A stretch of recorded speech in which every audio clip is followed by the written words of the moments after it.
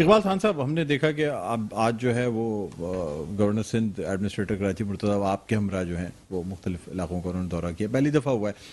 کہ اس طریقے سے سندھ حکومت، کیونکہ مرتضی آپ سندھ حکومت کے ترجمان بھی ہیں، اور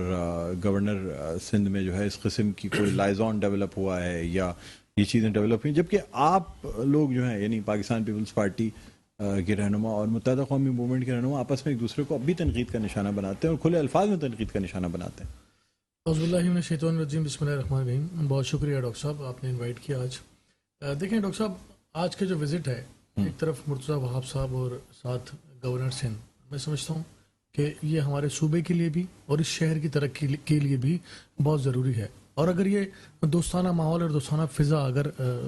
جنم لے رہی ہے تو میں سمجھتا ہوں کہ ہم سب کو اس پہ خوش ہونا چاہیے. اور ایڈمنسٹریٹر لیول پر آپ دیکھیں اگر کہ مرتضیٰ وہاب صاحب جو ہیں وہ یقیناً ایک سیاسی ایڈمنسٹریٹر تو ہیں، لیکن انہوں نے شہر میں پاکستان پیپلز پارٹی کا ایک سافٹ امیج اور ایک اچھا امیج بھی ڈیولپ کرنے میں کامیاب ہوئے ہیں. جس طرح ماضی میں اس پوزیشن پر جو لوگ تھے شاید ان کو گلے شکوے رہتے تھے، لیکن مرتضیٰ وہاب صاحب نے ان ساری چیزوں کو